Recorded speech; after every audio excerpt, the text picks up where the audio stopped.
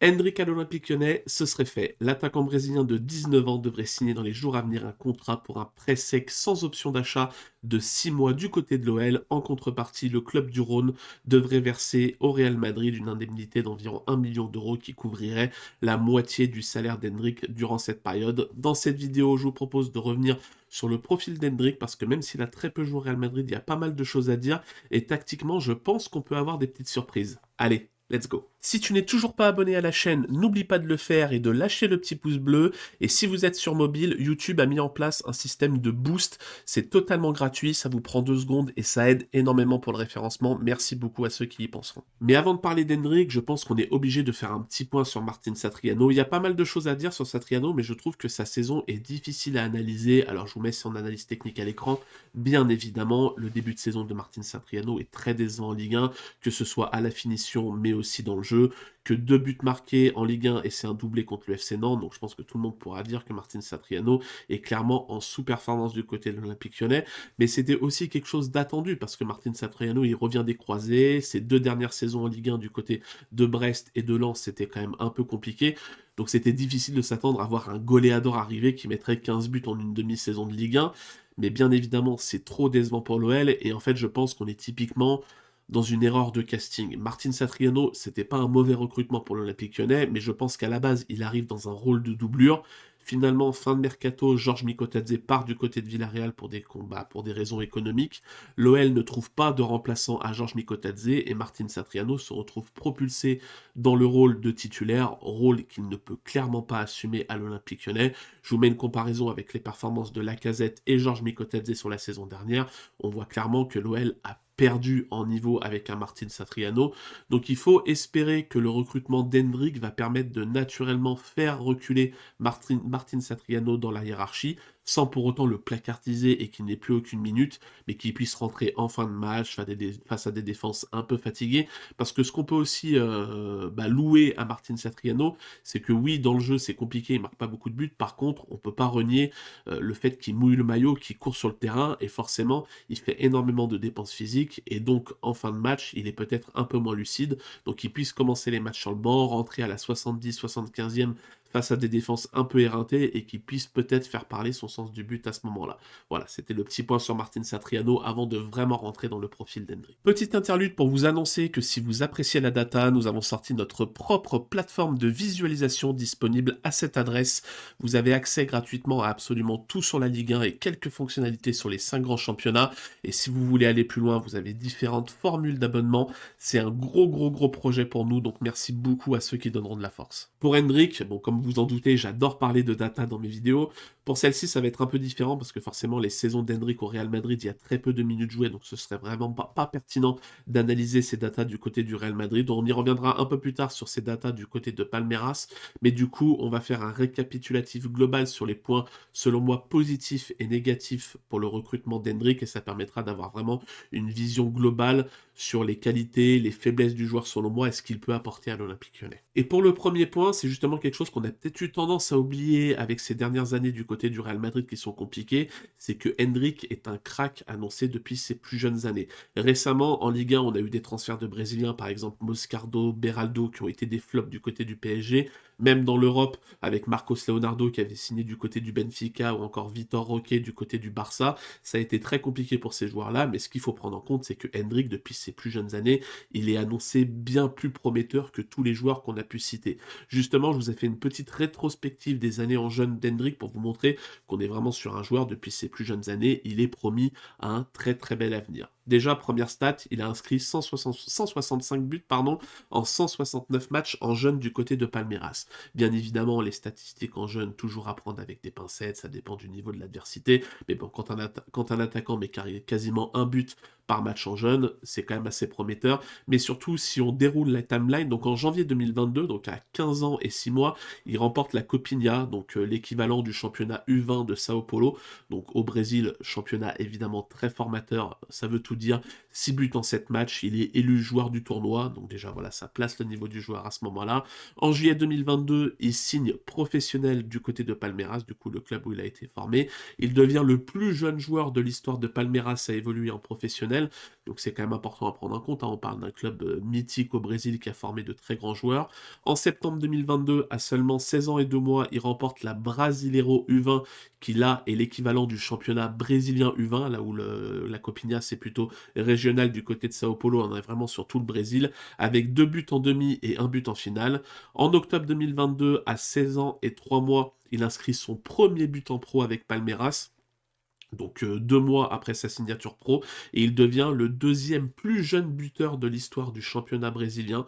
Donc là aussi, sacrée performance. Et enfin, en décembre 2022, à 16 ans et 5 mois, il devient le premier joueur de l'histoire de Palmeiras qui a été champion dans toutes les catégories. Donc de U11 à pro, il a été champion avec Palmeiras. Donc assez incroyable, et ça vous montre que c'est un jeune joueur qui est au top niveau depuis très jeune, et qui était vraiment promis à un bel avenir. Et du coup, décembre 2022, donc à seulement 16 ans et 5 mois, c'est sa fameuse signature au Real Madrid pour 70 millions d'euros, où il doit encore évoluer à Palmeiras 1 an et demi pour rejoindre définitivement le Real quand il a eu 18 ans. Voilà, donc vous voyez que la jeunesse d'Hendrick, on est vraiment sur un crack annoncé, on n'est pas sur des Moscardo, des Beraldo, des joueurs qui explosent très tard et qui sont transférés un peu par défaut en Europe. Là, on est vraiment sur l'un des Brésiliens les plus attendus dans le pays. Je vous ai donc parlé de l'année 2022 où il signe professionnel, où il fait ses premiers matchs, où il inscrit ses premiers buts, mais sa vraie première saison référence, c'est en 2023, saison un peu bizarre pour Palmeiras, puisque pendant longtemps le club a eu du mal à accrocher le wagon de tête et a végété entre 3e, 4e, 5e place. Et en deuxième partie de saison, surtout à partir de la journée 2024, donc je vous affiche à l'écran la suite des matchs, le coach va faire confiance à Hendrick et va lui donner un vrai rôle de titulaire dans cette attaque de Palmeiras. Et vous allez voir qu'après quelques matchs compliqués pour Palmeiras, des défaites, Hendrick va commencer à monter en puissance, et à partir de la journée 29, on est sur une très très grosse fin de saison pour Palmeiras, qui réalise une remontada et qui va chercher le titre la dernière journée, qui est sacrée la dernière journée face à Cruzeiro. Donc on est sur une vraie saison référence d'Hendrick, parce qu'il y a des gros matchs d'Hendrick dans cette course au titre. Il y a notamment un match contre Botafogo où, si je dis pas de bêtises, Palmeiras s'est mené 3-0 avant de remonter avec notamment un doublé d'Hendrick et gagner 4-3, un match qui est vraiment fondateur dans la remontada de Palmeiras. Et justement, si on regarde ses data techniques sur cette saison 2023, on est sur un joueur donc qui à l'époque a 17 ans et qui réalise déjà des très très grosses performances sur le terrain. Vous voyez, dans quasiment toutes les statistiques offensives, on est un joueur qui est dans le top du championnat brésilien. Même dans les actions défensives, on est sur un joueur qui a déjà beaucoup marqué de buts, qui était aussi capable de créer des occasions avec les expected assists, qui réalisait beaucoup de dribbles, beaucoup de courses progressives. On était vraiment sur un jeune qui a explosé sur cette saison 2023 et qui a vraiment montré au monde entier la valeur qu'il avait réellement. Et c'est vraiment à cette période-là que tout le monde s'est enflammé et s'est dit: ah oui, le Real Madrid a signé vraiment un crack, et quand il va arriver en Europe, ça risque de faire très très mal. Et même si on regarde ses performances physiques, alors bien évidemment, on n'est pas sur un buteur qui va parcourir énormément de distance par match. Par contre, on est sur un jeune joueur, évidemment de 17 ans, qui a des grosses qualités athlétiques, d'accélération pour multiplier les sprints, les accélérations brusques. Donc on est vraiment sur un attaquant capable de faire la différence par rapport à ça.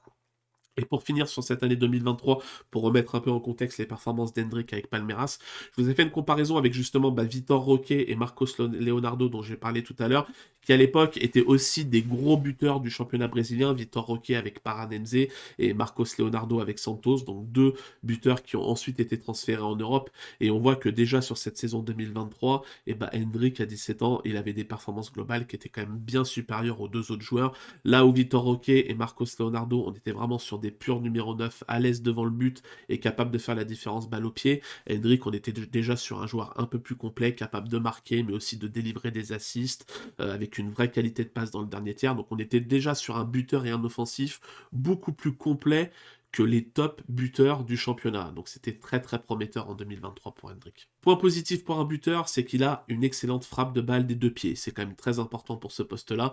Ça permet d'être imprévisible et de pouvoir frapper un peu dans toutes les situations. Je peux pas vous mettre de vidéo ou de screenshot parce que comme vous devez le savoir maintenant, les droits d'image sur YouTube par rapport aux actions de football, c'est un enfer total et j'ai vraiment pas envie que la vidéo me fasse strike.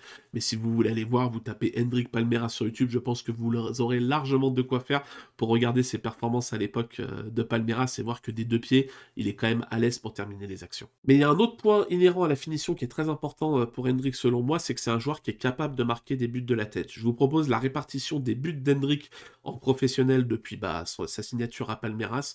Évidemment, 2 buts sur 3 sont inscrits du pied gauche parce que c'est son pied fort, c'est logique. 13% de ses buts sont inscrits du pied droit, donc ça rebondit un peu sur ce que je disais, qu'il est capable de frapper du pied droit. Mais ce que je trouve vraiment intéressant, c'est que 1 but sur 5, 20% de ses buts, c'est des buts de la tête. Et c'est pas forcément évident quand on le regarde parce que c'est quand même un petit format, je crois qu'il fait environ 1m73 si je dis pas de bêtises. Et en fait, on l'a vu avec un joueur comme Joao Neves en Ligue 1 qu'on connaît bien. Maintenant, la taille dans le football, c'est pas forcément prépondérant au niveau que tu vas avoir au jeu de tête. En fait, Joao Neves, c'est un petit joueur, mais il est capable de sauter très haut, il sent très bien les coups, il a un très bon timing, et Hendrik, c'est exactement la même chose. Donc c'est très important d'avoir un joueur capable de marquer de la tête, maintenant sur coup de pied arrêté, coup franc, corner, c'est très très important, surtout quand le joueur n'est pas forcément un grand joueur de base, et qu'on pourrait se dire, bon bah de la tête, il va être un peu faible. Non, non, Hendrik, de la tête, il est tout à fait correct. Et justement, pour mettre en avant ça, je vous propose la comparaison entre la taille et les buts de la tête par 90 minutes sur sa saison 2023 avec Palmeiras.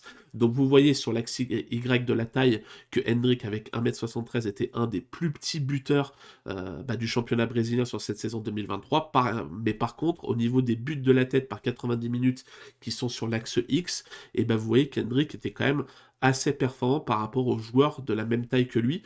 Donc très très intéressant à prendre en compte pour l'OL et à voir comment sera utilisé ça du côté de l'Olympique Lyonnais, parce que Satriano est aussi un bon joueur de tête, mais je trouve qu'on l'a très peu vu jouer de la tête dans la surface, et je pense que Hendrik peut vraiment apporter une plus-value là-dessus.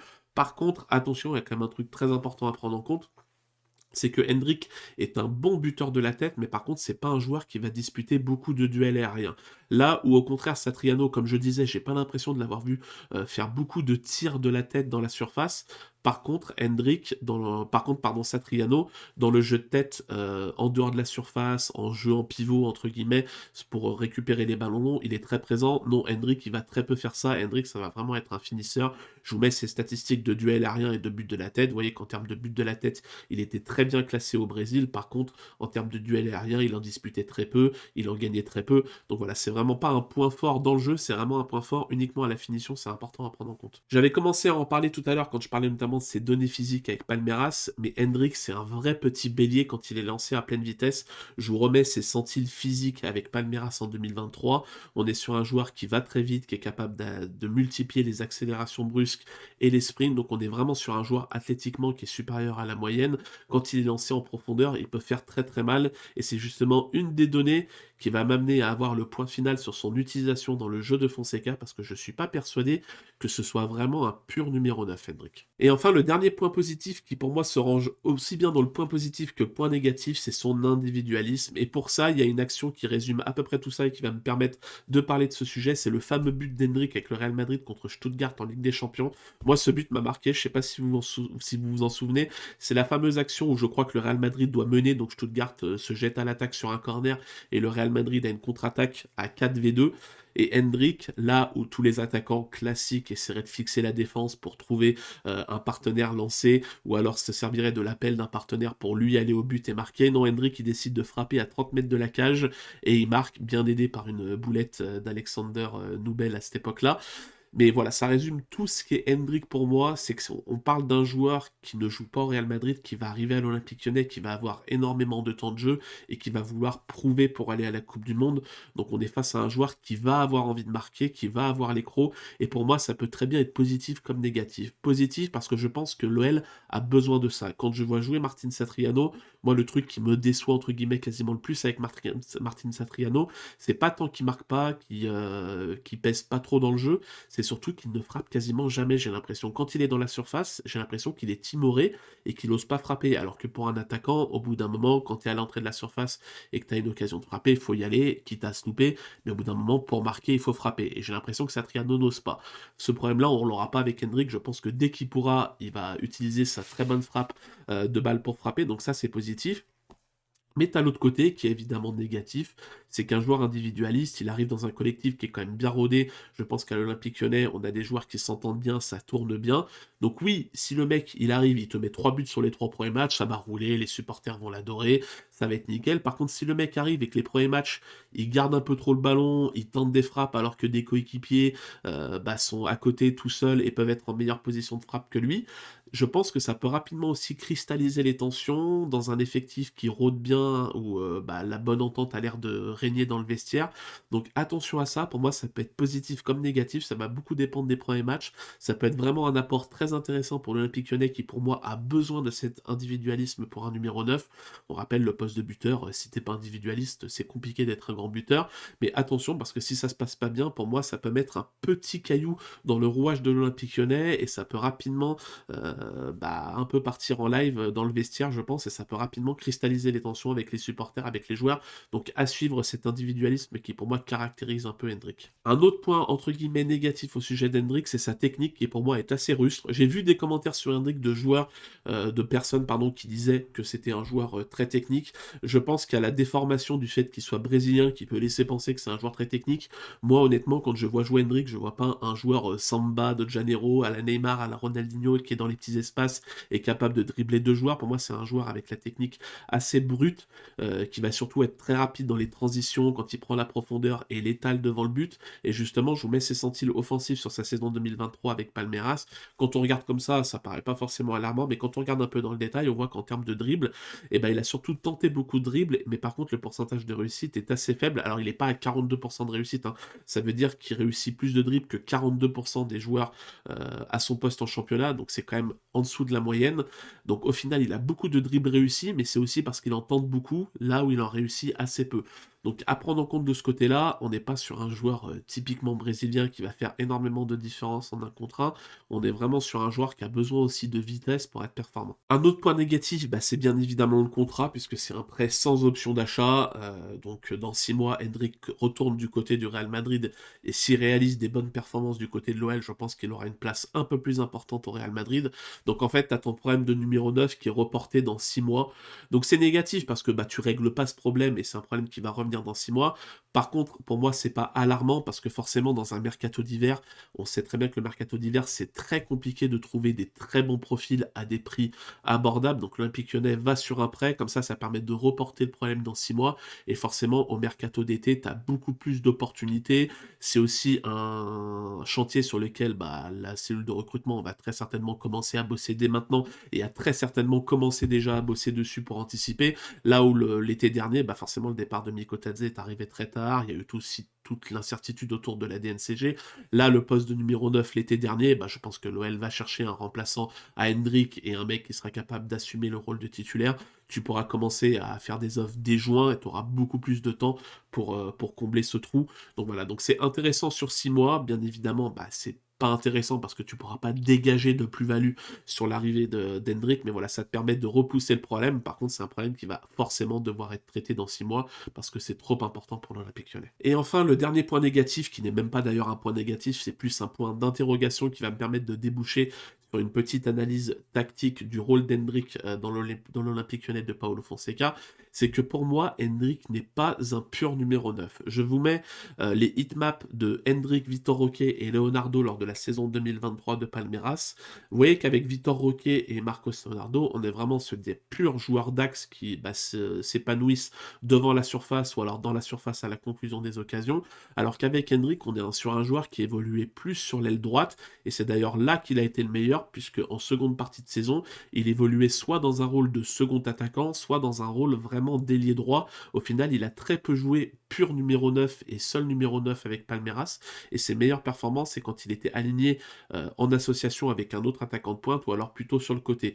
Et c'est là que je pense que ça va faire la différence pour l'Olympique Lyonnais. Je vous remets d'ailleurs la comparaison statistique entre Hendrick, Leonardo et Roque qu'on a vu tout à l'heure. Forcément, Roque et Leonardo, qui étaient des purs numéro 9, ils étaient vraiment excellents devant le but et excellents dans le 1v1. Et là où Hendrick était plus présent sur le côté, il touchait plus de ballons, forcément, il était plus créateur pour son équipe. Donc pour moi, avec Hendrick, on n'est pas sur un rôle de pur numéro 9 par rapport à tout ce qu'on a dit avant d'ailleurs. Par rapport au fait que techniquement, c'est pas le joueur le plus technique du monde, et on sait que quand on évolue au poste de numéro 9, tu es très souvent encerclé par les 2 défenseurs centraux et si techniquement tu souffres un peu, bah, tu vas peut-être avoir tendance, peut-être comme un Satriano, à reculer, à beaucoup descendre pour toucher le ballon, mais du coup tu seras pas présent dans la surface de réparation. Donc pour moi, c'est évidemment à prendre en compte et je serais pas étonné que Paulo Fonseca utilise cette caractéristique d'Hendrick pour ne pas le faire jouer seul en pointe du côté de l'Olympique Lyonnais. Et j'ai donc imaginé 2 scénarios d'utilisation pour Hendrick. Le premier, c'est dans un 4-2-3-1 très classique. Alors on va pas revenir sur la défense et milieux, c'est pas du tout l'objectif, on est vraiment concentré sur Hendrick. Je le vois bien utilisé dans un rôle d'ailier droit avec un Pavel Sulch au poste de numéro 9. Je pense que Satriano ira sur le banc, j'espère, parce que voilà, c'est pas aucune critique envers le niveau du joueur particulièrement, mais sa place actuelle est plus sur le banc. Et Pavel Sulch, je pense qu'il peut être intéressant dans un rôle de faux numéro 9, parce que ce sera pas un pur numéro 9, mais là où Pavel Sulch il est très intéressant cette saison, c'est qu'il est létal et clinique. C'est pas le joueur qui crée le plus d'occasions, techniquement c'est pas le joueur le plus à l'aise non plus, par contre quand il a le ballon dans la surface, il est quasiment tout le temps décisif, donc c'est très intéressant. Du côté gauche, on aura peut-être Fofana, Morera, bref voilà, c'est pas le débat de la vidéo, mais je pense qu'un Hendrick peut s'épanouir dans ce rôle d'ailier droit sur le papier, mais qu'au final il sera quand même un peu dans le cœur du jeu, puisque Pavel Sulch va être aussi capable de dézonner, parce que c'est pas un pur numéro 9. Je trouve que le profil des 2 joueurs associés peut être très intéressant, avec un Tolisso qui justement pourrait évoluer dans le rôle de numéro 10 qu'il aime tant, qui lui permettrait de se projeter vers l'avant, là où Sulch et Hendrick toucheront le ballon peut-être un peu plus bas et pourront ensuite se projeter, notamment Hendrick à sa grosse vitesse de pointe. Donc ça, c'est le premier cas que j'ai imaginé pour l'Olympique Lyonnais.